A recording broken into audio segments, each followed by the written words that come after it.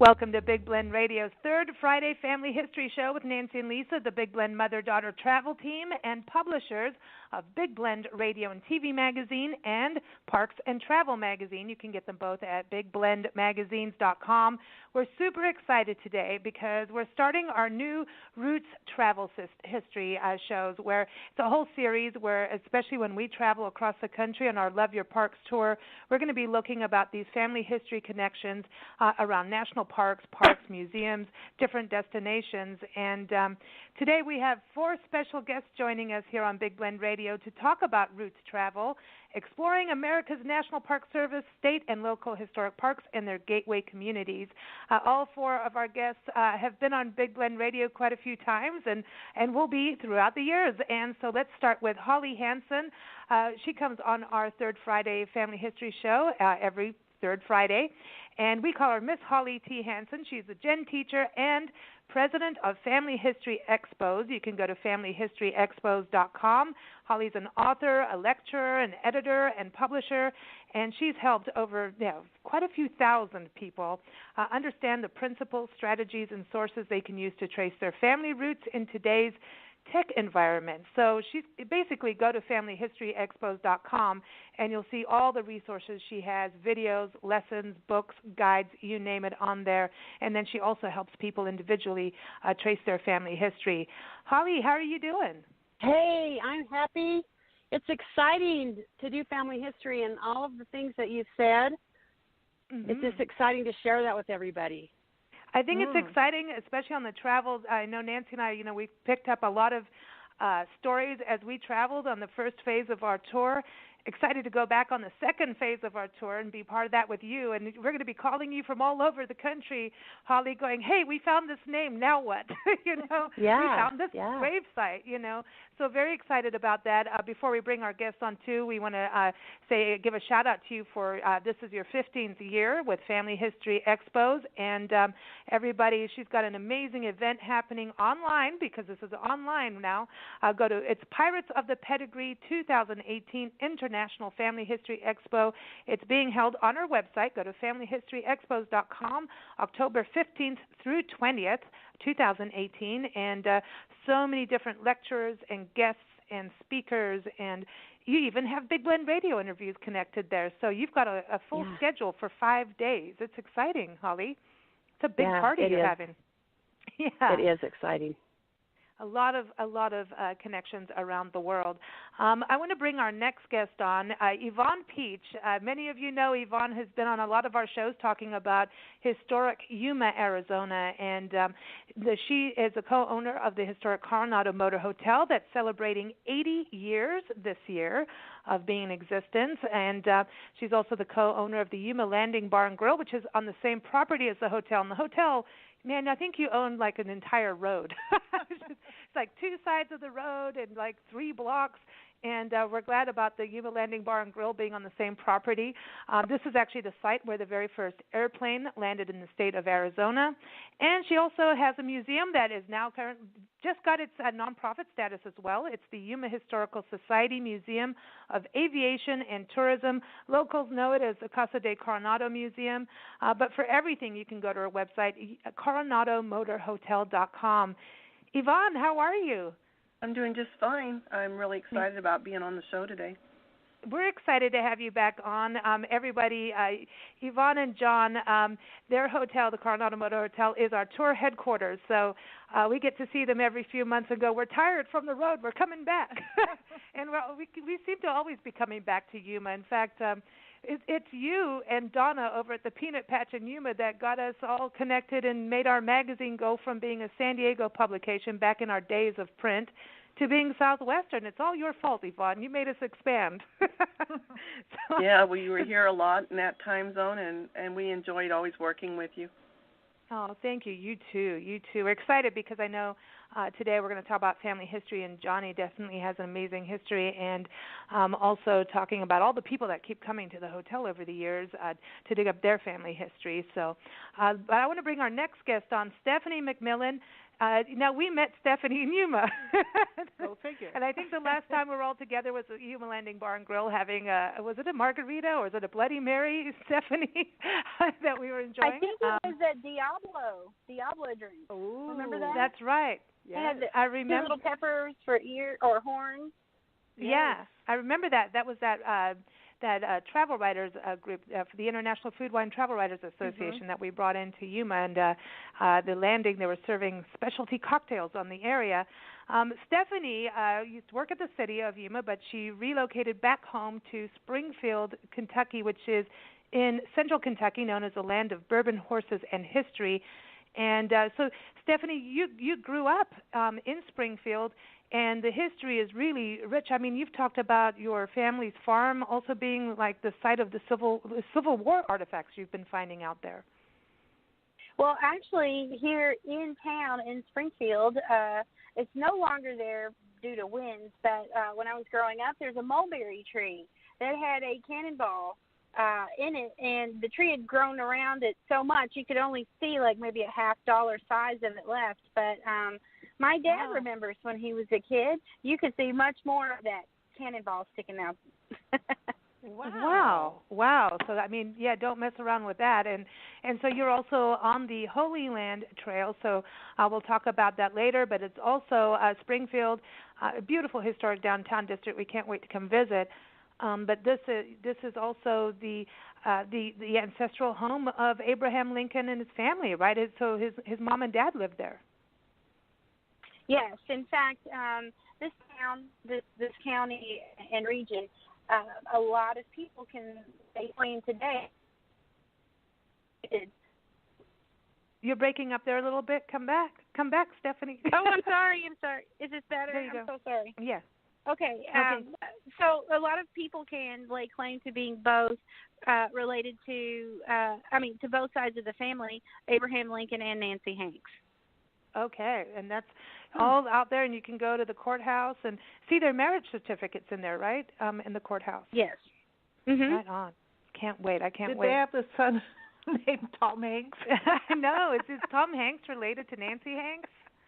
You know? I don't know. Ooh, that could get into some nice Hollywood history. That's a family history question. I like that. Holly, get on that. That's your thing now. Go find Tom Hanks for us. He can come on a show anytime. We like that.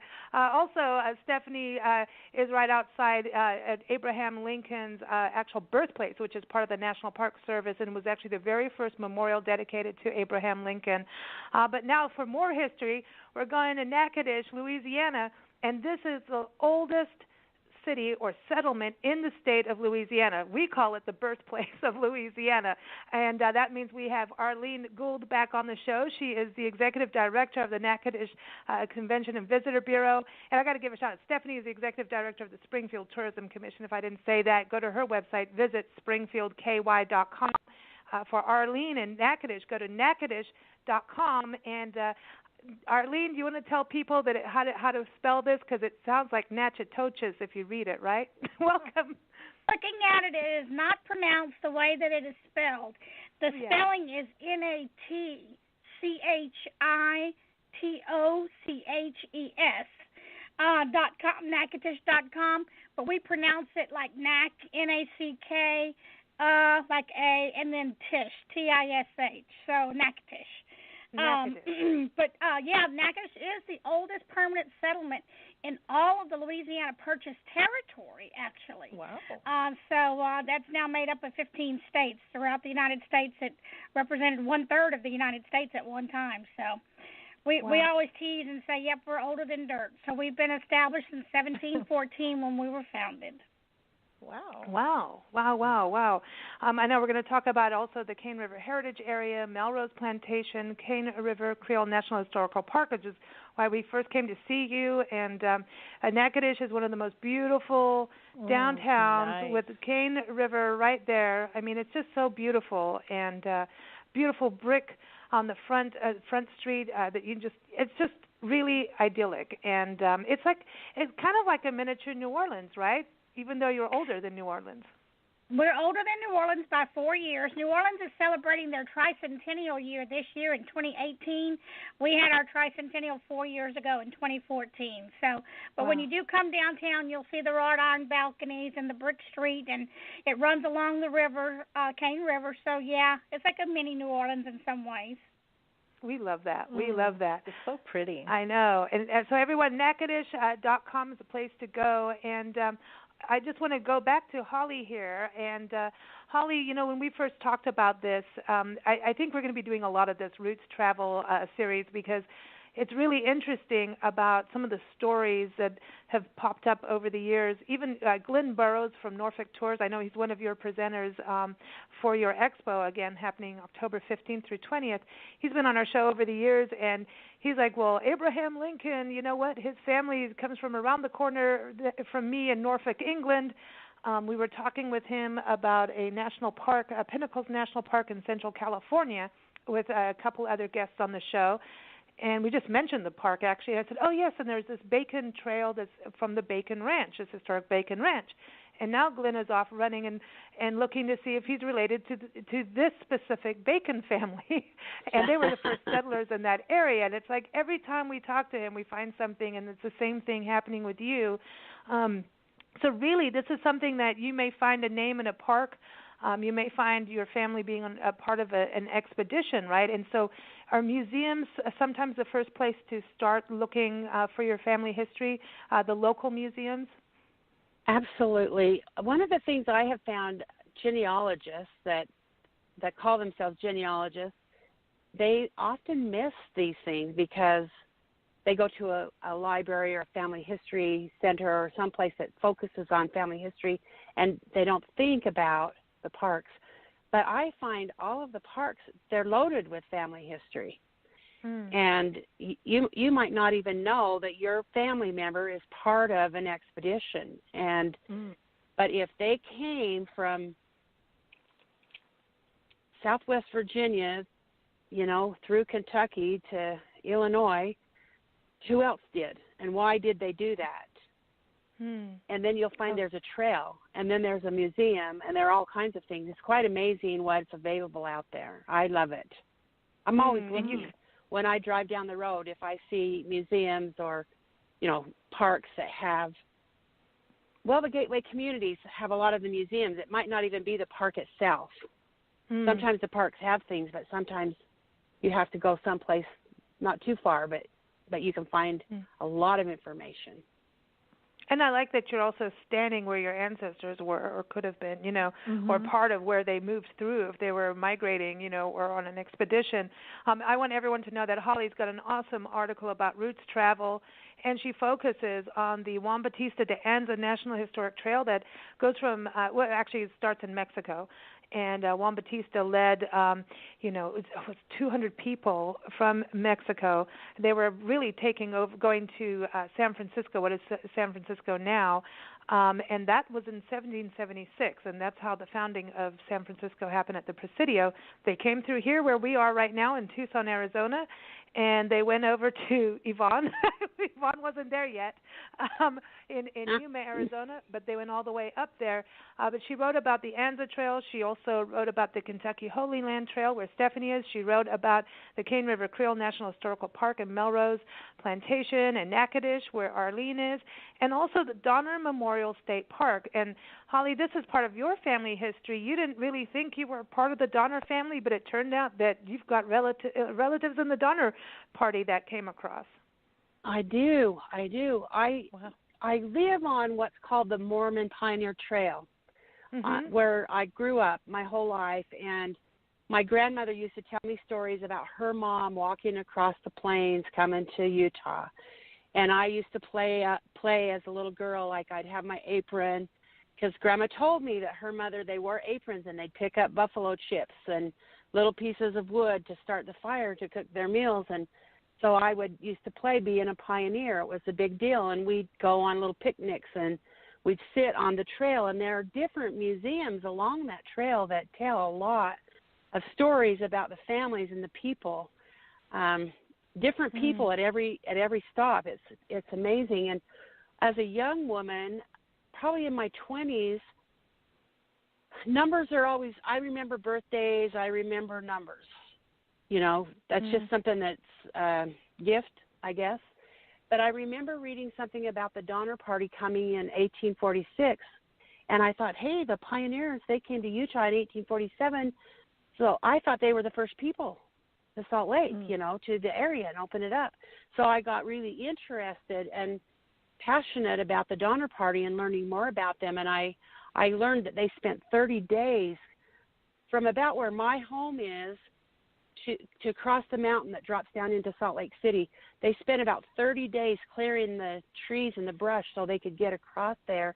And it just struck me in my mind, if they could have got through there quickly, they'd have made it to California without all that tragedy. But those 30 days made it that my ancestors could come safely in 47.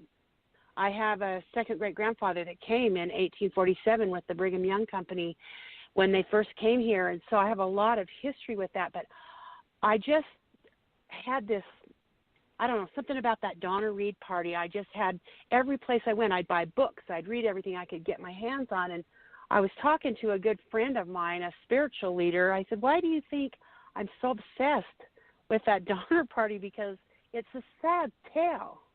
It's a heartbreaking tale. And he said, you're probably related to one of them. And this is many years ago. And I said, there's no way. I know all of my second great-grandparents across the plain. I know who they all are. And none of them were associated in any way with, and I researched every member of that Donner Party and did work on their ancestors, kind of see where they came from. Wow. Well, in 2017, I think, 2016, I was working on my family history in Georgia, and you'll hear me talk about Georgia a lot because I love that area where part of my family history it's really hard, and when I break through a brick wall, I just get so excited.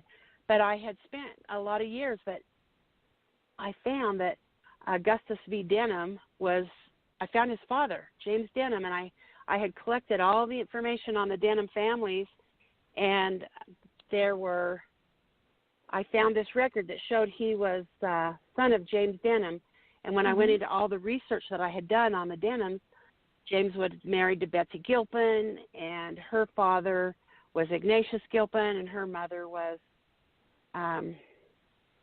Charlotte Vinson, and so I had connected quite a bit of information. I started looking at Charlotte Vinson. Well, in the 1700s, to get a divorce, it was an act of Congress. And I found in the newspaper that Charlotte Vinson had divorced Ignatius Gilpin, like 1798, something like that. Wow. And she moved from Georgia. She went to North Carolina, and she remarried a Jackson.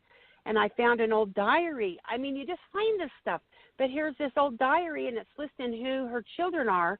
And she's got a daughter, Lavina Jackson, who married Murphy. And I come alive. I'm like, Murphy, Lavina Murphy, Lavina, however people say it. But then I pulled my Donner Party out, and they're the same person. And she's my aunt. Wow. She, my Betsy Gilpin's half sister, Lavina Jackson. After I don't know, 25 or 30 years I think of my friend who said, you're probably related. So sometimes you have this drive to learn something. You never know what you're going to turn up.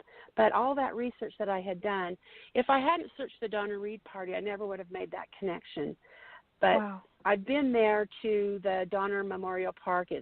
They've done a fine, beautiful job there. It's full of sadness, but they have the history of other peoples that came across that land. And I think you'll be really surprised when you stop at the national park museums and the local museums and communities. Sometimes they have what we call vertical files. Arlene and you guys, maybe you have them in your museum. They're family histories that people can come, and you've got a file cabinet that's full of information on families that were part of that community. You often find them. I don't know. They're not always there, but often they are. Yeah. Here in Natchitoches, we actually have the Natchitoches Genealogical Historical Association and the Creole Heritage Area that both have family records and data. But some of those records go back to as early as 1716. They've got the church records and courthouse records, and so yeah, we've got some great resources for people to research here in Natchitoches. This is amazing because you think about this is all before. I was thinking about Juan Bautista and going on this, expedition with Father Font and Garces, that this was back in 1776. You're going 1716. So this is before we were the United States of America. I mean, this is predating this. So it's really fascinating. And, I want to go to Yvonne because Yvonne, you were raised in Missouri, and that's like, to me, one of the places I am so excited to get to because the history there is crazy. It's so rich, and so many people went from Missouri out, to go west. And it's just interesting because the state also, when the Civil War was happening, it was that middle ground where everybody was, it was interesting what happened in Missouri. And so it's interesting that you ended up in Arizona. How did you get to Arizona? Did you say, hey, that's it, I'm going to the desert? Years ago I came because of my son's health. And so that's really what brought us to Arizona. But I just love Arizona. But Missouri is full of history. There's a lot of history there. Yeah, for sure. Now, Yvonne, I want to touch on Johnny, your husband's history, because the Peach family, it's really interesting when you look at Yuma history because you've got, everybody crossing over. So Yuma has a Yuma Crossing National Heritage Area. You can walk from the hotel, the Coronado Motor Hotel, and you can walk from there down to the Colorado River where people crossed over to go to California for the gold rush. And then there's the Anza Trail, the Anza expedition, before that. There's Native American heritage as well, but there was also Yuma Territorial Prison. And then you've got the railroad coming through. Yuma and Tubac, Arizona, are two areas. Tubac is on the Anza Trail as well, just south of us from Tucson.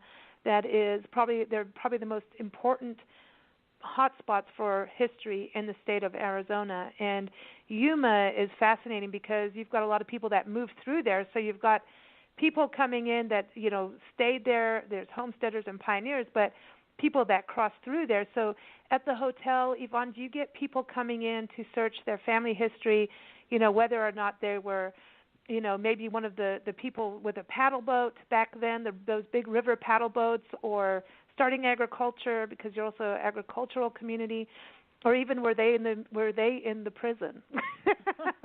Well, it's a combination. We do get people that come because their family grew up on Main Street. And we're talking early 1900s, and they want to know, where they had their business or how they got here. A lot of them, it's interesting to them that they came on a train. A lot of people just assume everybody comes on a car here, but back then everybody came on a train. That's how Johnny's parents got here. They came from Chicago on the train, and but the once in a great while, I have somebody that says that they had a relative that was in the prison that are doing research. But I would say 90% of the people that we've had that come here to do research on history, heritage, and their history has to do with during the war. Because, Arizona was, you didn't have to wait the 3 days. So we had movie stars and all kinds of people that would fly in here or that would come during the war. And most of the time the people are looking for the heritage of their parents because now, their sons and daughters are at age to travel, and that's really the kind of people we get now. And this is because it was the weddings, right? So when you say they don't have to wait they didn't even have to do blood tests to get married. Oh. So this was like the hitching. No, Yuma was the hitching post of America. Really was. I mean, everybody thinks about weddings and Vegas and Elvis. But there was lines like of wedding capital. chapels on Main Street. On First Street over here, and like I said, people flew in here from all over the place. A lot of movie stars came in here and got married because they didn't have to wait. And so, a lot of people now are looking for that information. They want to know where did their folks stay when they got married. they'll go to the courthouse and they'll do some research there. A lot of it's on microfiche. We have the Heritage Library now, and you can go over there and you can do a lot of research. Sometimes they actually have pictures of the houses, and that they find that information. And people want to actually be where their family, where they walked. It's like, oh, my ancestors are here. Like this is, you get that feeling of just that history. And I know that you've been, researching Jon's family too. Because they were coming in from Chicago, but aren't they originally from Czechoslovakia? Was both his mom and dad from Czechoslovakia? Yes, I did a whole search on it, and they both came from Czechoslovakia. Both of his parents went through Ellis Island, so they're both registered. His father came first. He came across in 1905, I believe it is, and then his mother was in 1907. They went to Chicago, and then Jon's father already had a sister that had already came to the United States way before him. I believe hers was in 1903, I think, when I looked that one up, because she was quite a bit older. She was the oldest, but she was already here in Yuma, and she was running hotels at the time, and she's the one that wrote him and told him that he could make a living here as a tailor because he was just an apprentice in Chicago. And so he came out here on the train and made enough money in 6 months to send for Marie. Wow. And she really got excited when she got there, didn't she? Oh, my gosh, I'm sure she did. You come to Yuma on a train in July. I can just imagine what she thought when she walked off that train. A little bit of a hot welcome, I know that feeling. In her dresses, the picture was beautiful, but, they wore the petticoats and the long dresses and the high shoes and the hats and the gloves and the long sleeve. You know what I'm saying? Can you imagine? Yeah. I know. Yeah. It's neat because when you go in your museum, and everyone, Yvonne's museum is right on the property, and you go, and that's where they lived at one point, right? The family. And so they lived there, and basically the hotel has expanded over the years. You have over 220 rooms now? Is it 200? No, it's just 126. I don't know. I'm giving you extra rooms. That's just like some more. You can go sleep in the bar. Not kidding. But so you've got this history, and what's interesting to me is you get to see, the clothing, with Marie's clothing and hats and things. But you've collected things over the years because the hotel was one of the very first Best Westerns in the country and around the world, and you've since taken it back. I'm like, hey, we're keeping our Yuma, tradition, and you are Yuma's destination hotel, keeping, the architecture, that hacienda style, which is really neat. But going in the museum, what I think is fascinating is that you have the aviation history, which Yuma is famous for, not only with Bob Fowler Landing, where the restaurant is today, but Amelia Earhart, and there's so much history, aviation history in Yuma that people could go just to look for that. But you have all these tourism pamphlets. Arlene, you'd flip seeing this because it gives you these ideas of what people, when people are on road travel, like in the 30s, 40s, and 50s, it's like going into a Route 66 museum. And so do you see the families, when they're coming out looking for, their family history, they get to see these artifacts from what their parents were probably using when they traveled there? Well, what happens is when people go in the museum, they start remembering their childhood, first off, because most of it, like you said, there's a lot of interesting things in there, and it has to do with tourism, how tourism started and what people did when they traveled, with a train and then the car, because, a lot of it has to do with before there was automobiles. And then we have, the Plank Road stories, where people, after they had the Model T, how they got from San Diego to Yuma or Yuma to San Diego, they had to drive on a wooden road. People don't realize, and a lot of the things that the young people today take for granted, they don't realize, little things, what was an amenity way back when is now expected, or, the beginning of matchbooks. That was the first advertising article that people had in hotels was a matchbook. Now you can't smoke in your rooms. and they did. They smoked in their rooms for years, right? And we had ashtrays and all. Of course, now everything is non-smoking and nobody smokes in the room.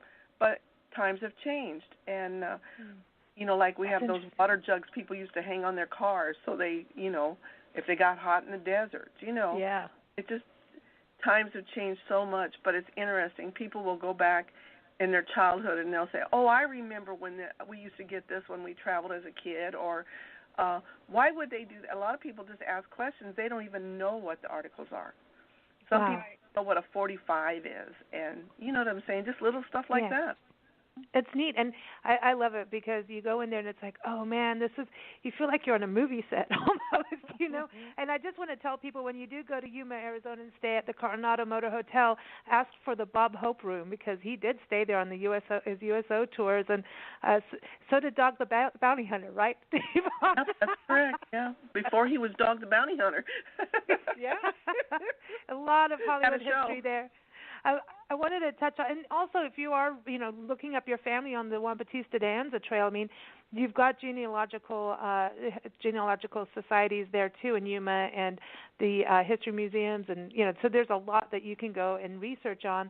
And as Holly says in your article, Holly, you say, people could, your family could have been part of that. Who knows?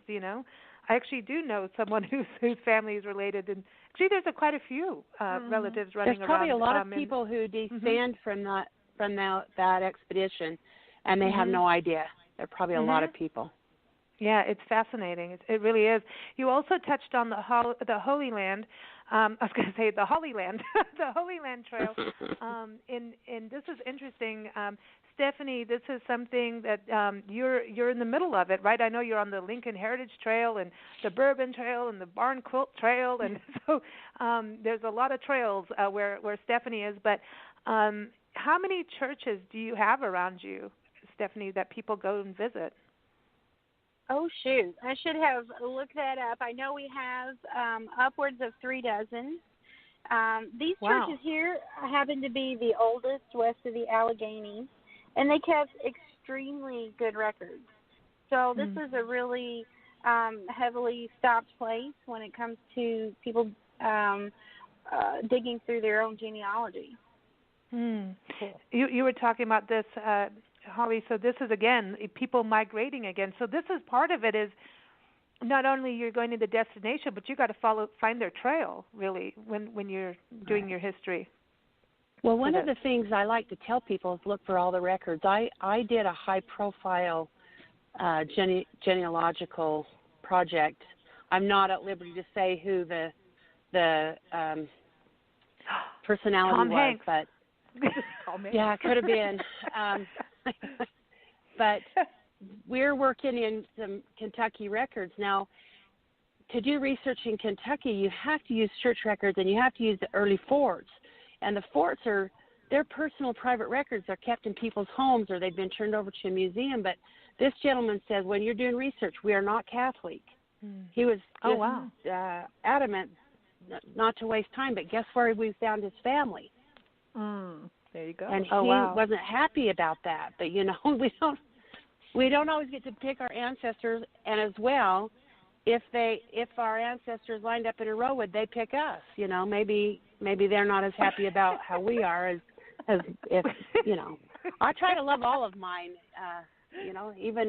Even my aunts, who's part of the Donner Party, I have a great love in my heart for them. So, but sometimes you might have some ancestry that you're not particularly. You just want to know about.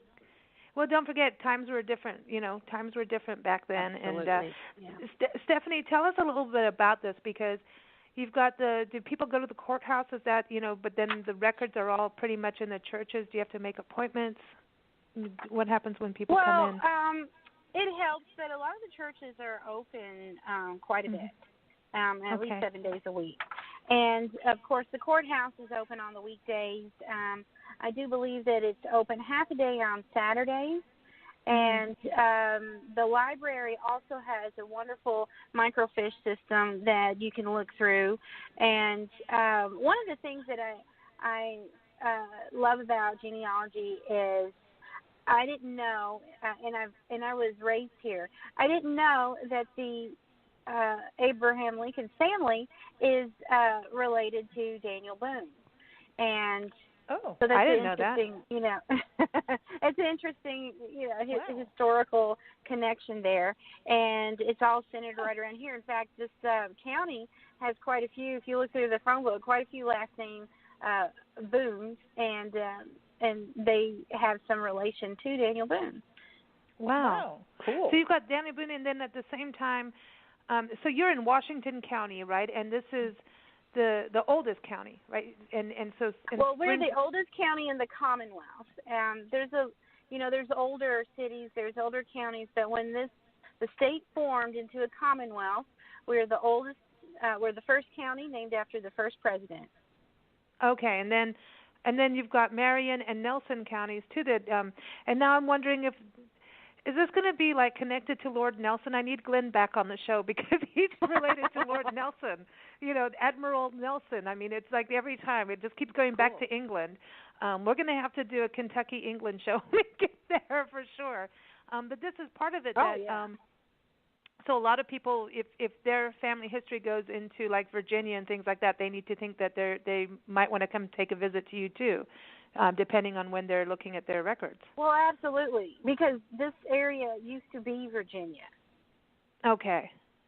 All right. Man, don't confuse me at all, you know. And that's the other thing. Holly, you know, so names of places are changing and people's names change while you're doing things too. So that's the other part. That's is like right. As you're researching, the name may change. I know our family in the beginning all was Virginia. Okay. Oh, that's true. Even New England. Those guys that landed up there in Massachusetts Bay were headed for Virginia. They had to get permission to change their destination. Yeah, it's very fascinating. Wow. Well, let's go to Arlene over in Natchitoches because it's interesting because you also have the no man's land on the other side of you. That's right, on the other side of the Sabine River. That's correct. Yeah. Wow. Didn't have any controls. It was the wild, wild west.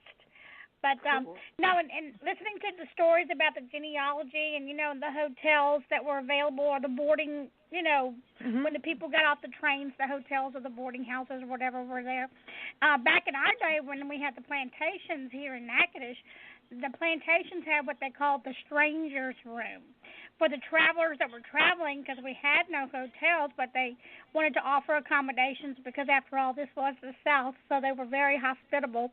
But they would let strangers stay in this room, and the room was connected to the big house, but it only had one entrance into it. It didn't have any, you know, other doors that allowed it into the living quarters of the family.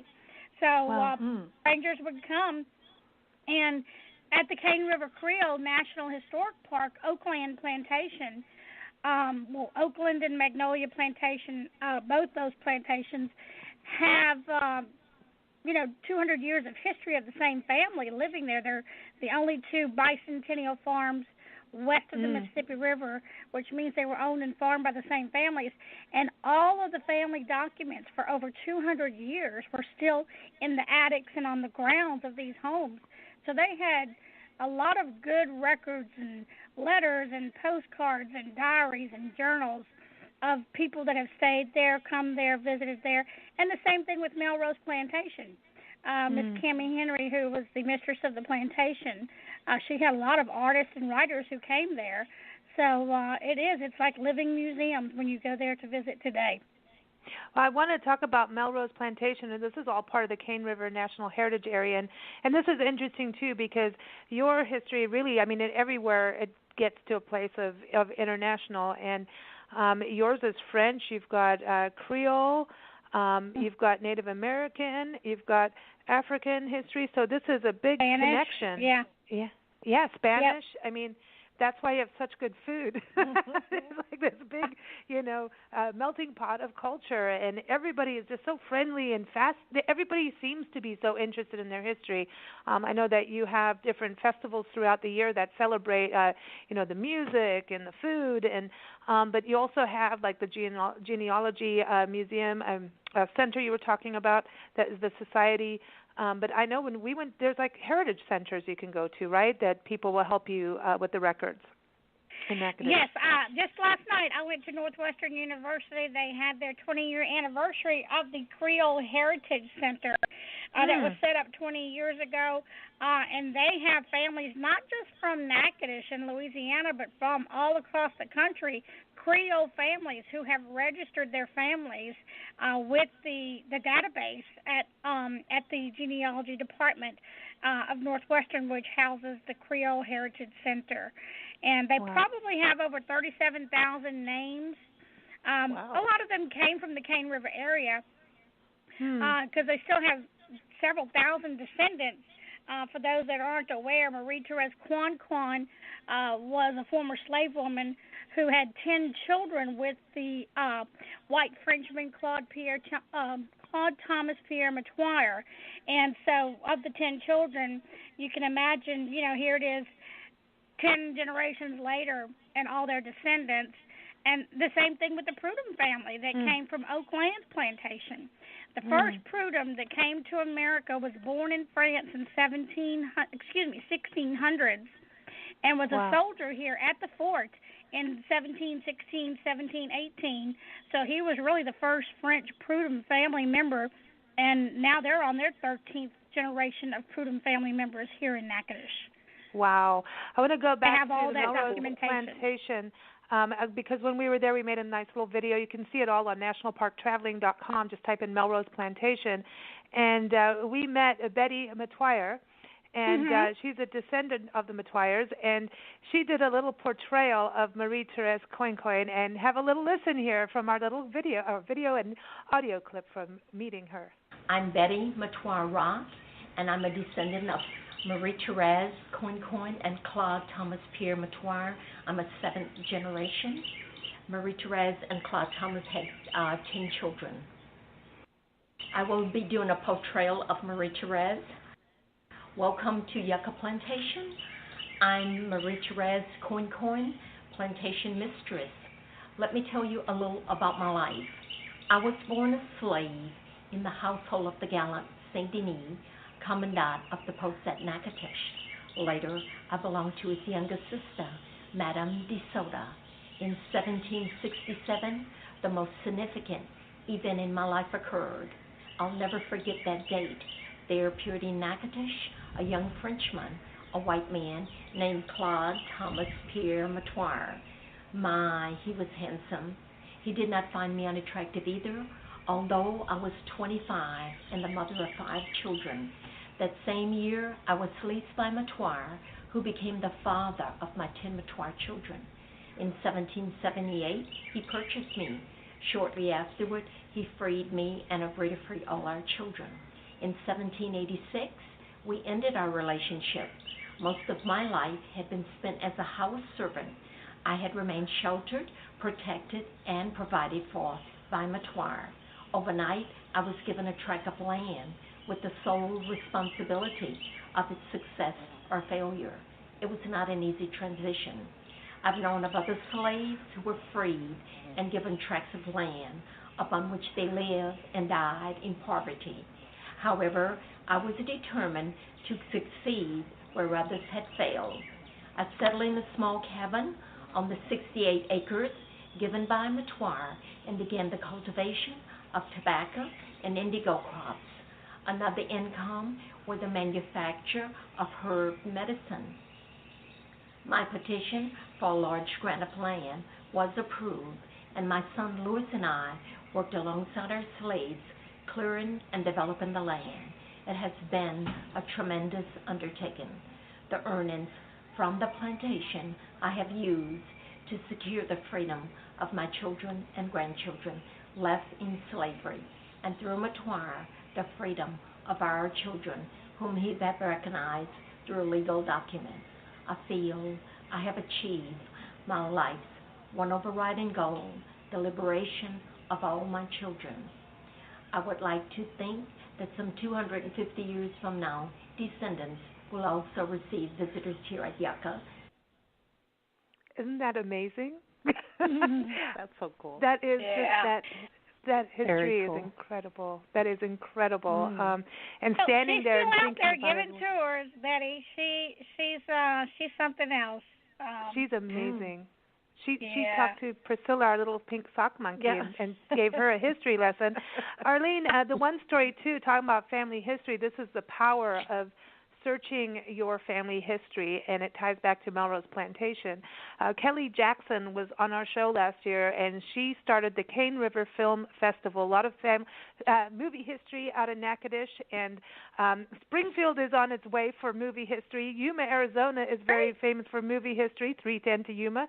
And we're going to air some Hollywood history with Steve Schneickert on Natchitoches in a little bit here today, but Arlene, Kelly Jackson, didn't she end up moving from L.A. to Natchitoches because of her family history? She did. She was doing her family history and some research, and she found out that she was a descendant of Therese Coincoin, and she came out here and fell in love with the area and the people and the history and the culture and the heritage, and so she's been here now for a couple of years. She has a nonprofit, Resurrection Fern is the name of it, and she is working on producing a movie about the life of Therese Coincoin. And so this past year in March was her first Cane River Film Festival. She celebrated, actually, it's the 30-year anniversary of Steel Magnolias that was filmed here 30 years ago this summer. So I think, and it's also, I don't know if those who might remember, but John Wayne's movie was 60 years ago filmed here, The Horse Soldiers, which was partially filmed at the Oakland Plantation, which is part of the Cane River Creole National Historical Park, but The Horse Soldiers was based on a true story during the Civil War era. But they filmed that here 60 years ago. So, yeah, we've got a little bit of film history here. Yes, and then 12 Years a Slave, we're going to touch on that because that also goes to the Epps House, which is near you in Alexandria, and then Blaze goes with Huey Long family up in Winfield, just up the road from you, still connected by the Kisatchie Forest, National Forest. That's correct. This Hollywood history, it always amazes me, and how it does actually tie to real stories. I think Yvonne. The Lieutenant Governor just last month, the Louisiana Office of Tourism has an official film trail where you can look to see some of the other movies that were filmed here. And this is a really fun, trivial thing to throw in here. Tarzan movie, the original Tarzan movie, filmed 1918, 100 years ago, was filmed here in Louisiana, in Morgan City, Louisiana. Wow. No, wow. Hey, now why do I think of Carol Burnett immediately? I just see her. Sorry. That's funny. Stephanie, this is exciting when you think about what's happening in Springfield. I know we're touching on Hollywood history here, but it is all tied in. Springfield, a lot of people are coming out to your area now because of the sound stage that you have and the film history. Kentucky's becoming, a place for filming now. It is. With this tax credit, it's morphing right now, and we're hoping for the best outcome, but Hollywood's still coming out anyway. Kentucky is a film destination. It's in the early stages, and has the first and only sound stage, which is going to be the first actual crew training. It's free. They realize who can afford to go to a 4-year college, and when you come over here, train, you're ready to work. You can go on any set in the world. Of course, we hope they. You're going in and out, Stephanie. I don't know. You need to go on the sound stage. Don't come back. So sorry. There you go. Yvonne, the one thing I wanted to touch on, too, you've had a lot of movie stars come through. Even Hattie McDaniels from Gone with the Wind came over to Yuma back in the day. She got married here. There a lot, like I said, a lot of movie stars. Yeah, she got married here. We have pictures of that in the restaurant. Wow. So that's the other thing. So if you're related to a Hollywood star, you may find your roots in Yuma. You never know. That's the interesting thing, the marriage records. Before each of you go, and we're going to play some Hollywood history in a little bit, and we also have an interview with Mr. Elvin Shields, whose family lived, their sharecropper family, on Cane River Creole National Historical Park right outside Oakland Plantation. and he tells you the story of what it was like to live there, and he talks about his family history of the region. So stay tuned. But before our four ladies here leave us, we want to play Time Machine. Are you ready to play Time Machine? Yeah. Sure. Yeah. Okay. So what we're going to do is I want each of you to tell me if you could get out of the time machine. I want to know who you're going to meet. Who do you want to meet? So what time frame and where do you want to get out, and who do you want to meet that's connected either to local family history or your family history? But first, let's get in the time machine. Now we're floating in space. So let's start with you, Holly. Who do you want to get out and meet, and where are you getting out, and when? Southwest Virginia, Grayson County, because we're talking about national parks, there's a national park there that has the graveyard of my ancestor, John Shoup, and his wife, Lucy Ferguson Shoup. And I'd like to get out there and meet them and what their life was like. They were born during the raging American Revolution. Wow. And you also, you mentioned graveyards. Yeah, I mean, you think about that time, you know. You talk about graveyards is another thing to look at, and a lot of national parks and parks that we have been to have graveyards connected with them, and that's big. And Arlene, you've got one of the oldest graveyards, right? We do, the American Cemetery. It's pretty fascinating to see some of the people that are buried in there and their histories. As a matter of fact, we do a cemetery tour in October, and we bring to life some of those characters, and they walk around and tell their stories. It's awesome. It's awesome. That's so cool. I know, Yvonne, that happens up in Yuma too. There's a prison graveyard that you can go down to, and you can't really read the names on there, but there's still the territorial prison has a graveyard. You've got actual they have a dining with the dead here, is what they call it. Yeah. Dining with the dead. It's a dinner and a reenactment and the whole thing. Yeah, at the historic Yuma graveyard. So, Yvonne, where are you getting out and when? And who do you want to meet in the time machine? I want to get off that train with Johnny's mom and walk into Yuma and see what it was like back then. I would give anything to know how things were, when they first came to Yuma. It's hard to try to put it all together after the fact, but I think if I had a choice, that's what I would want to do. I'd want to come back, see what Main Street and what Yuma looked like when they got off that train. I agree. And, Stephanie, where are you getting at? I mean, I'm thinking about all the history because, you have Revolutionary War history out there too, I think. You've got to. Oh, we do. With a last name like McMillin, I know a lot about my Irish ancestry, but I recently did one of those DNA kits. It was cool. My Heritage DNA, and I found out that my grandfather's side is half French. They were French Huguenots. So I would like to see what it looked like to them when they first came to, I believe they landed in Marlborough County, Virginia. Wow. Hey, you might have to go see Arlene. Also, South Africa I know, I should. Yeah. South Africa has huge Huguenot history. French Huguenot history, yeah. Dutch and French Huguenot. You might have some connections in South Africa. Yeah, let's go. We'll take you. Yeah. We'll take you. Wonderful. Yeah. I love that. That's fascinating. And so that's interesting. And just real quick, Holly, people do this.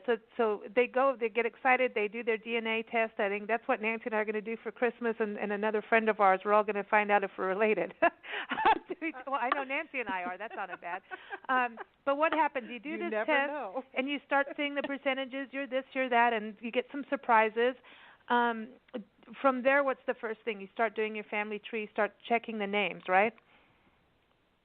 Well, you have to use the paper trail to figure it out along with the DNA. The DNA will point you in a direction for ethnicity, but you still, one of the things that we've done is those online trees that are on Ancestry and MyHeritage and Family Search, more than a 40% error rate we're finding through the DNA testing. And I suspect as more people have their DNA done, it will be higher.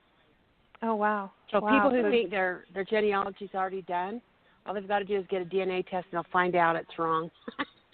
Oh, so wow. they still have they still have an opportunity to make some discoveries that nobody else has found yet. It's exciting. It's a great day to be a genealogist. Wow, this is cool. Okay, so Arlene, where are you getting out? Well, I've always been fascinated with Marie-Therese Coincoin, but, I don't think that I am wanting to go back to those harsh conditions back in the early 1700s. However, going back to my own family roots, I know that my mother's family came to New Orleans by boat from Ireland in the 1830s. My father's family, I have an interest in finding out. We've traced my great-grandfather back to the United States Census from 1880, and he came from Spain. But after that, I don't know where or what from Spain. However, my maiden name is Alhambro, Alombro, which is a very unusual name. And I am told that it is derived from Alhambra, which is in Spain, the castle, Alhambra Castle. So I'd be interested back to around 1875 maybe and see if my roots were actually from Alhambra Castle in Spain. Nice. I love that. Oh, I'm going to go hang with you, Arlene. She's got a castle. Cool. I know. I love this. I want to thank you. Well, you never know. She said the DNA test may tell a whole different story. Yeah, you never know. I know, right?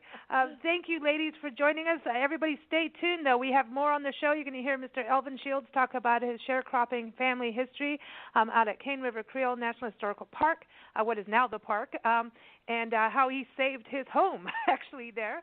And also, we've got some Hollywood history from Steve Schneickert coming up, so stay tuned. So everybody, again, if you want to know more about Springfield, Kentucky, visit springfieldky.com and learn more about the Holy Land Trail and also about Abraham Lincoln's family history. So you may be related to Tom Hanks, right, Stephanie? Maybe. You never know. Thanks for joining us, Stephanie. Thank you. Thanks. And everybody for Natchitoches, go to Natchitoches.com. It's Natchitoches. So, excuse me, Natchitoches. Natchitoches.com. Natchitoches is how you say it. Thanks so much for joining us, Arlene. It's been a real pleasure. Always a pleasure. Thank you, ladies.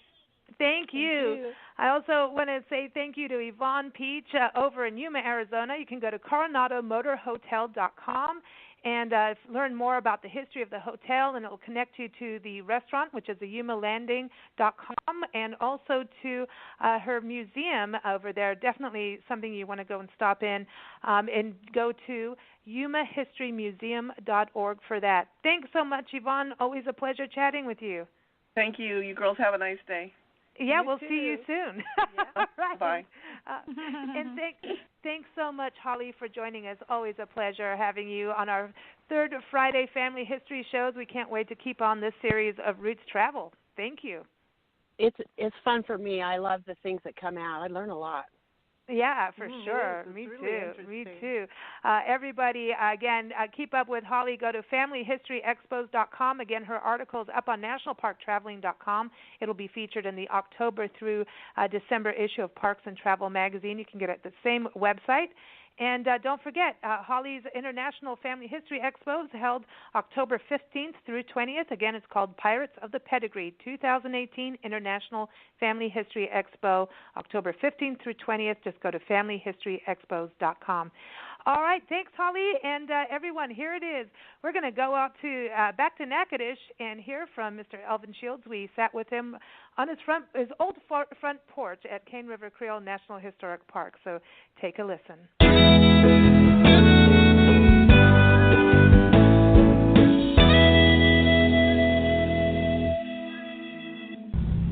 And this is Lisa Smith and Nancy Reed of Big Blend Radio, and today we are airing from Cane River Creole National Historical Park in central Louisiana, right outside Natchitoches, which is the oldest city of Louisiana. In fact, I think the first settlement in the Louisiana land purchase. And today we're airing right underneath this giant oak tree at the Oakland Plantation, one of the plantations in the Cane River Creole National Historical Park. There's two. One is Oakland and one is Magnolia.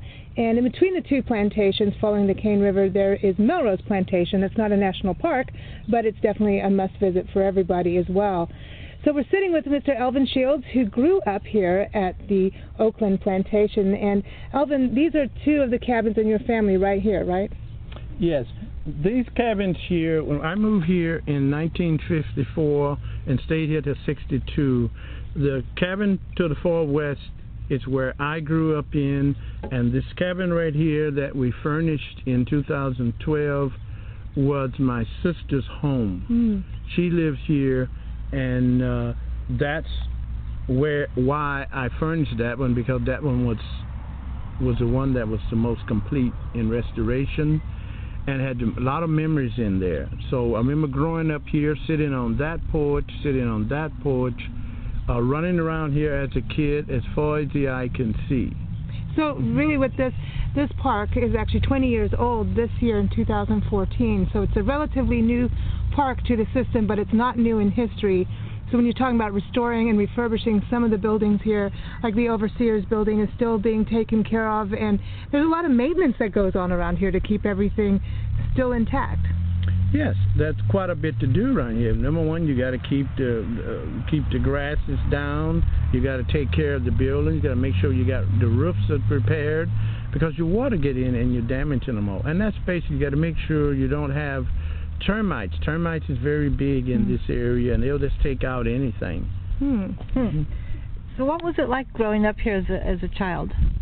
Well, it was basically, you were a plantation kid. You started at 5 years old working in the fields along with your parents, along with all your siblings and your parents. You get up at daybreak and you go down at dark. There were no power here, there were no running water or nothing, but your main goal here as a sharecropper's kid was to help the family pick the cotton, chop the cotton, pick the corn, and work in the hay fields. Whatever had to be done on a plantation, that's what you've done. As a sharecropping family, can you explain what a sharecropper is, or even a tenant farmer? Because I think a lot of times we get that confused after the slavery days. Well, sharecropping was right after slavery, right after which we celebrate the 19th of June, was the emancipation. The word of emancipation was finally got down in the Deep South. And sharecropping is when you originally started working with the Bureau to start doing contracts to work with, take the same slave that was, today he was a slave on the plantation, tomorrow he is a free person. You know, so the Freeman Bureau came down and they started doing contracts among the plantation owners and the freemen to see could they get some kind of equal footing there to get contracts, because the cotton still had to be picked and all the things that went on the day before had to be done. So they did contracts, and it was that the owner was going to provide you the same cabin you were living in, and he was going to provide you credit at the store, and he was going to basically make an agreement with you to harvest so many acres of cotton, and then they was going to, whatever the cotton yield, half was yours and half was his. And now you also had to, at the end of the year, you would settle up at the store. So if you earn $5,000, that means $2,500 belonged to the owner. Then if you spent at the store another $1,000, you had to pay that $1,000. So they're getting their money from you no matter what. Well, yeah, it was definitely a system of you know, trying to get people, because this is all you knew. There were no sense heading to the big city when all you knew was picking the cotton and doing the corn. So, and you had families with 10, 12 kids. So where are you going with 10 or 12 kids? Right. So you stayed right here in the same cabin and you picked the same cotton. Well, it's interesting because you talk about the 50s and 60s, and a lot of people may not think of it being that late in time, the sharecropping. Yes, sharecropping was into the late 60s. Wow. What put sharecropping out of business was the cotton machine. When the first cotton machine came to the plantations, if you had 100 people on the plantation, now you only need 35. So now, where did your parents come from? Do you know? My parents obviously was here in Cane River area when I was born, where they were born, and their parents were born. But I have no idea where we came from with respect to Africa. Some of them may have came from Virginia, Carolinas, was brought in as it was sold backwards and forth. So I have no idea. I have no genealogy on that. But as far back as I can remember, great-grandparents saying they were all born here in the General Cane River region. Okay. Do you ever feel like you wish you could make that tie back to Africa to figure out where you came from? Well, no, I don't have much desire in making a tie back to Africa because this is my home. That's why when I retired and came back, I made this my home, and I make this place, which is the last plantation I lived on, my home, and I like to tell people about it and describe it to them because my parents and my grandparents all were from plantations in the region. So I have no connection with Africa. It's all here. My connection is here, and if you walk the graveyards, you go to the churches, and you black churches, and you will see us there. So Africa would be a far stretch for me. And in regards to your work here at the historical park, the Cane River National Historical Park, on this plantation, especially Oakland, I know you were born at Melrose Plantation, but here, keeping these cabins and furnishing them, this is part of keeping that family history going. And if this wasn't a national park, what would happen to these cabins, do you think? Do you think they'd just crumble away? Well, as you drive up and down Cane River, you see the big plantation houses, the big mansions, and in most of them, you look around them, you see no outbuildings. You might see some barns because they're still using them to park the tractors and things. But normally, the first thing to go on these plantations were the slave cabins, because the sharecroppers and tenant farmers moved away and moved to the city when they were no longer needed. Right. So you tore them down and you planted more crop. See, these things were spotted throughout the fields. There were many of them throughout the field. So, but there were cotton all around them. So when there was nobody living there, you just tore them down and planted the cotton. You just drove right through. Wow. Okay. What about education when you were growing up? Well, education here when you're growing up was that usually when you were 6, 7 years old, you could go to school because a lot of times you were too small to do the thing that had to be done. But normally 5, 6, 7, 8 years old in cotton picking time, you were going to the fields. And you were going to the fields until the cotton crop was in, and that was around December. And then you went to school. You went to school along with the other kids, and we were called plantation kids. But during the cotton picking season, we had teachers who would come in and gather kids up around one cabin or the other, and they would teach history today. Tomorrow it would be math. The next day it would probably be English or whatever. But at the same time, the parents would be going to school also. Most of the parents went to the 4th or 5th grade, and that was it. But what you have then is these kids sitting down at night going to school along with their parents and older brothers and sisters. Wow. So everybody was learning together here.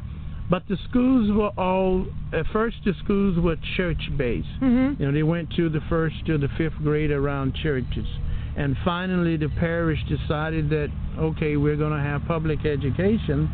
And then we got rid of all the church schools, and what you done was to combine all the schools around one location, which the parish supported. And of course the kids went to school by walking after the crops were in by walking. Somebody had a mule or a wagon, he would hop on the mule or wagon and get on. But it was in the 50s before buses took black kids to school. Wow. It's really interesting just sitting here listening to how your farming was too in the back. And here goes this huge tractor down the road. It's still growing fields out here. Oh yeah. Still in well, this is all this is compared to it, because now it is corporate farms instead of plantation owned or family farm. The owner of these farms probably lived in New York and never seen it before. It's just something on his balance sheet. Don't start me. Okay. but really, you know, he have managers to manage the farm and basically send in a report, sell the crops, and basically it shows up on his balance sheet. Yeah. He has no interest in walking the fields and feeling the heat and humidity down here. But at this time, June, this was cotton chopping time. Okay. Where when you're 10 years old or older, you were out in this heat all day long, chopping cotton. With all the little midges and love bugs that are flying around here and mosquitoes? Well, the love bugs and mosquitoes wasn't as bad because they were using chemicals like DDT, harsh chemicals to kill off everything. We never had problem with mosquitoes even sitting on the porch at night, because we were sitting in the middle of the field and those fields were sprayed with chemicals to kill the boll weevils and any other bugs. And of course the mosquitoes didn't have a chance if you was trying to kill a boll weevil or any other kind of crop pest. So you see, now that we can't use those type chemicals, the mosquitoes are rampant and the bugs and the birds are getting to eat, though. And the you see them flying around eating. I saw them dipping in the Cane River, getting all the bugs. Well, you get more of that now. So you have that now. But then, you know, it was all about cotton. Everything was about cotton. And you gave us a bag of cotton here, and it was interesting because not all the cotton is the fluffy white cotton that everybody thinks. You've got brown cotton and white cotton. Oh, yeah, you have different colors of cotton down here, but mostly it's the white cotton because I think the fiber is a lot better. And you can always dye it, you know, the color you want it. We've got chemicals for that, too. Yeah, that's what the chemicals companies did for us. They brought us the dye. But back years ago, most of the time people wore white down south. It was white because white was cooler. Yeah, it was cooler, seems to like be in the was desert. Cooler. Same thing in the Caribbeans and the places like that. They was wearing mostly white. You're right. And white was the color, and because it was simpler, much cooler, and much easier to handle rather than trying to find different colors. Now let's talk about plantation toys, because this is how we actually connected. We were in your sister's cabin looking around, and we saw these wire toys, and Nancy and I immediately, we felt right back at home. Yeah, you know, in Kenya, the first time we saw the wire toys, and we thought the kids were really clever, you know, running around, and they made all the parts mobile, and it was fun to watch them, and you just had to admire the creativity that they had. So now this is something that you did as a kid. Yes, my uncles and older brothers taught me how to do it when I was 5 years old. And we call them plantation toys because only the kids on the plantation did them. The city kids had no clue about plantation toys. Right. And so the kids who were growing up down here, we had a lot of chances to go into the barns and take the baling wire, and you just twist it up into something that you wanted to see. When you see a mule and a wagon going by, you figure, okay, I can do a mule, and you would do the wagon, and we would put them together. And when the tractors, the first time I saw a tractor was in about 1953 on Melrose Plantation. I thought this thing was the most beautiful thing I ever seen. And now you're into Corvettes. The most beautiful thing I ever seen. But so when my older brothers said I can make that tractor, and then they started doing the tractors, and that was very exciting. Because before then you were doing people, you were doing mules, you were doing wagons, and then all of a sudden this tractor shows up, and now your older brothers is saying I can do that tractor. And they were doing that tractor, and you watch, and next thing you know, you tried, and then now you did the tractors and the plows and all the other equipment that with the tractor. You do it all, and so you put it on. But I stopped doing this when I was about 14 years old, when I realized what girls were. So I put them aside. And didn't make any for your girlfriend? No. Put them aside and went away after, I left here for like 43 years. I left this place. And when I came back, I realized nobody was making plantation toys because there were no kids on the plantation anymore. So I started back to making them as folk art, and I teach kids how to make them. I've since 2012, early 2012, I've done over 400 artifacts. And I've given away over 200. So I have them in. I have them in the libraries. I have them in museums. I have them in other galleries who attempt to sell them for me.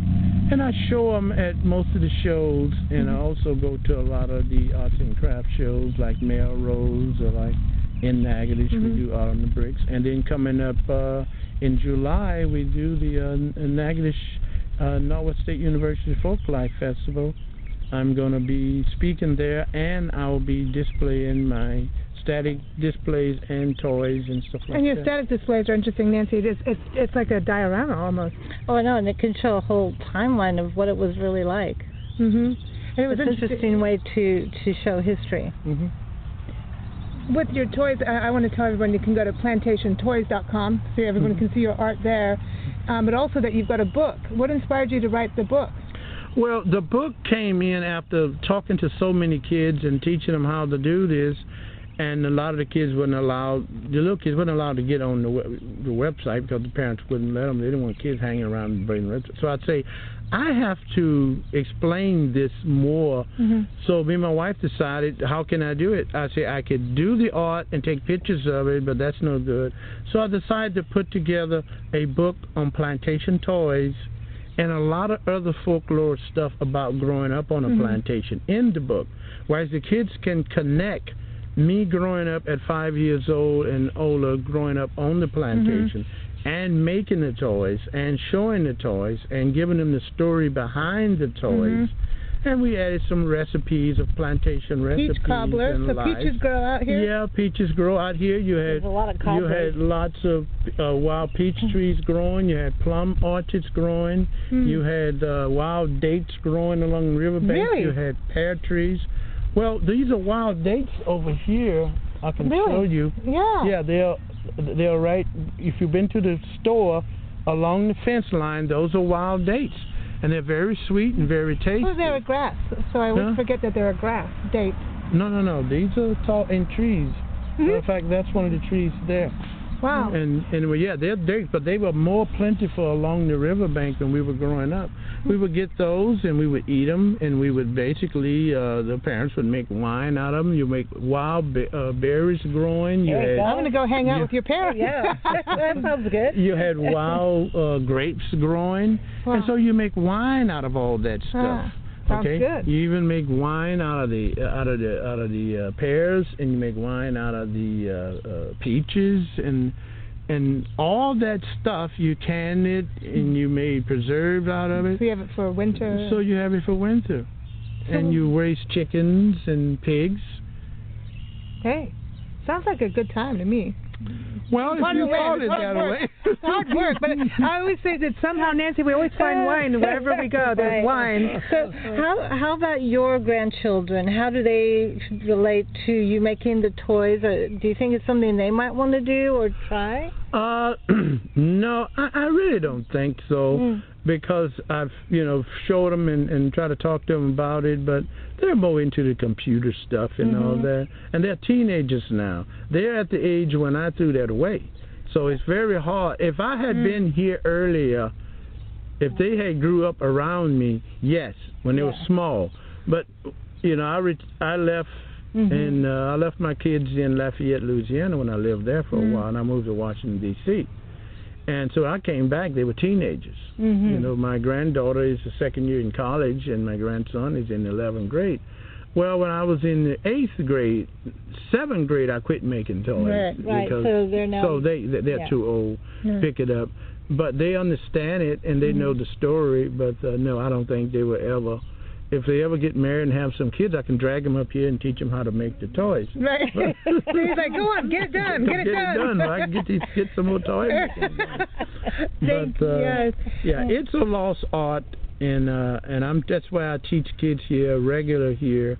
We have a junior ranger program where kids come down and I demonstrate to them how to make them. And, that's cool. And the thing that really bothers me, the little boys are not interested, but the little girls are. How interesting. The little girls pick it up, and the little boys is kind of shaking their head. Oh, wow, because it's not blowing up. Well, I don't have a clue why the little boys are not picking it up, but the little girls are. Well, because to them maybe it's a doll, but then if you're making a car.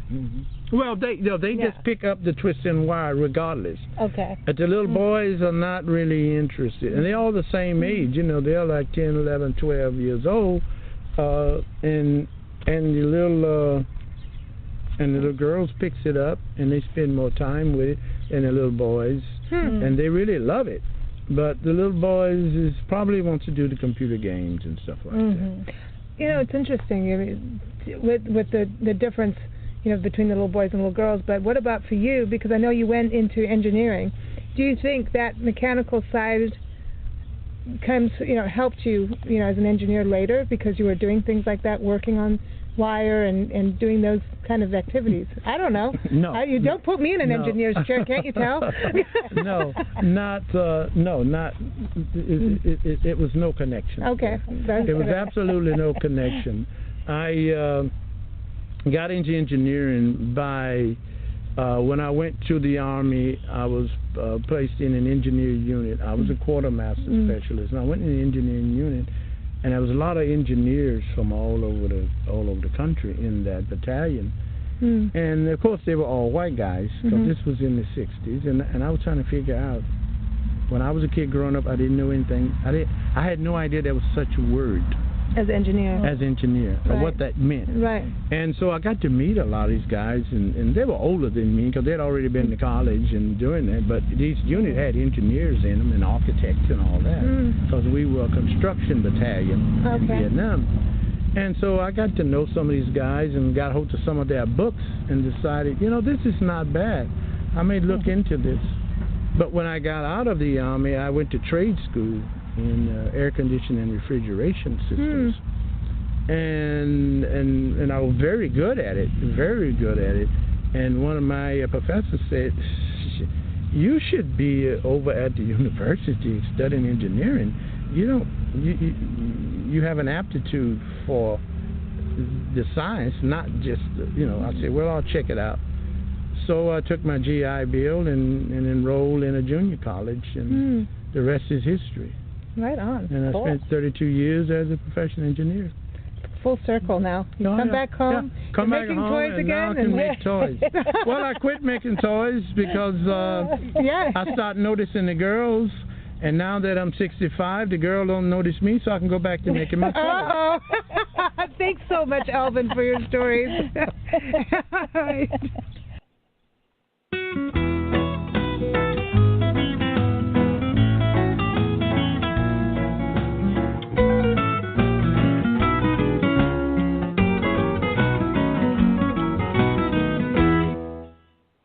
Everyone, that was Mr. Elvin Shields back when Nancy and I were in Natchitoches in 2014, and we're eager to get back there on our Love Your Parks tour, where we'll be traveling full-time for 3 to 5 or even beyond 3 to 5 years on our tour, going to all national park units and all parks that we can, state parks, forests, BLM lands, county parks, city parks, you name it. And we're excited to get back to Natchitoches and see everybody again. Okay, so a little bit more about Natchitoches. Here's a segment from Steve Schneickert as he recalls the Hollywood history of Natchitoches and also Northwest Louisiana and Central Louisiana. Take a listen to this. It does touch on steel magnolias, just like Arlene was talking about earlier in the show.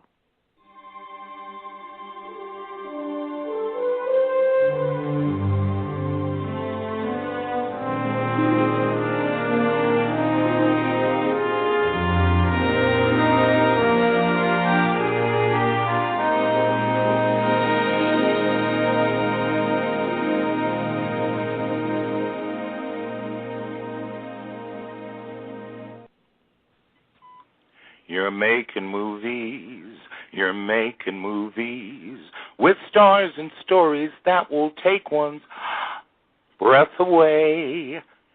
Susan died in the fall of 1985. Pat, my ex-brother-in-law, he married 5 or 6 months after her death.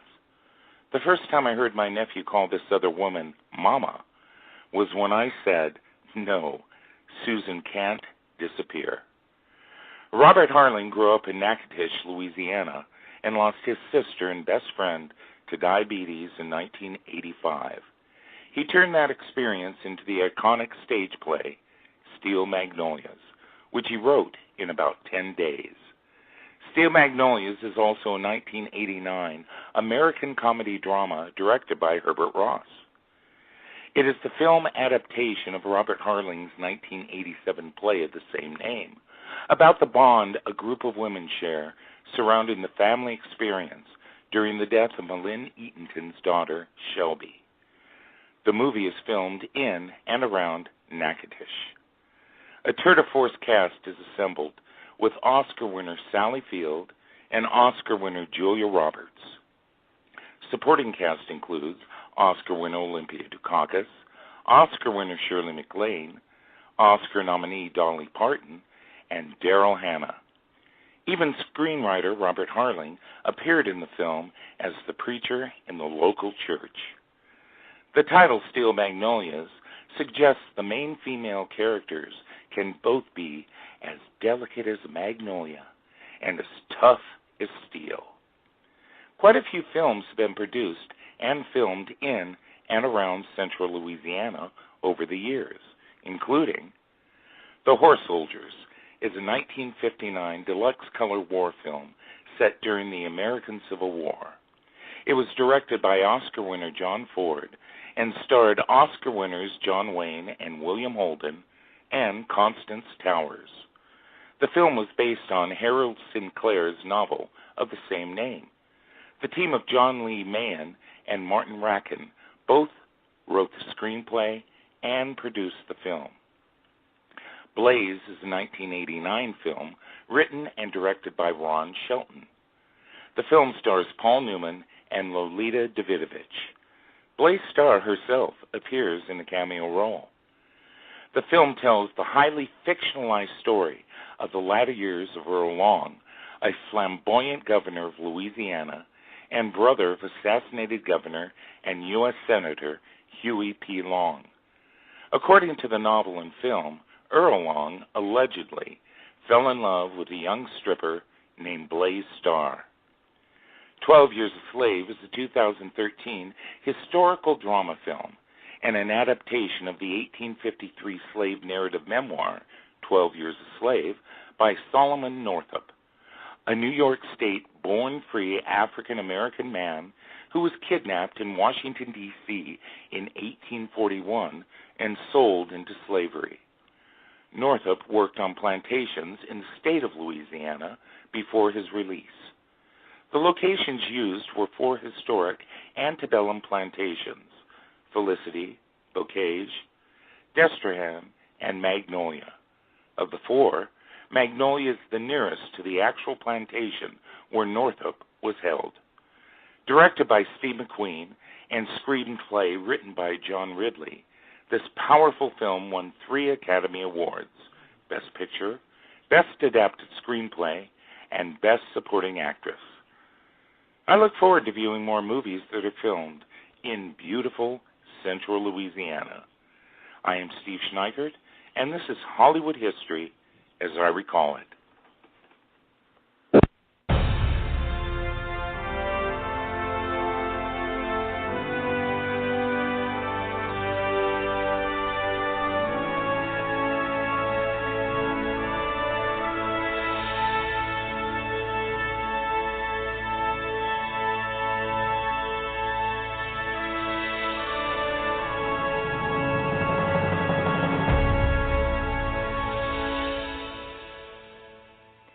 everyone. Again, that was the amazing Steve Schneickert, and you can listen to more of his Hollywood history segments. Just go to blendradioandtv.com, and you'll see him in our expert department. You'll also find everyone that was on our show today there.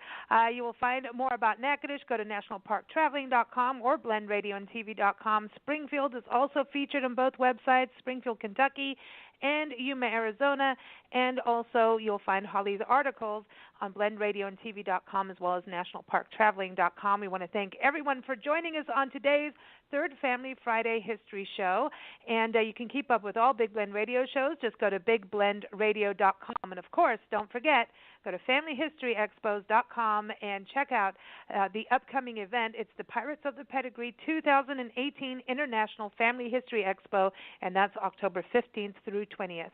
We're going to close today's show with a little music. It's called As Good As Me, and it's by Jon Roniger.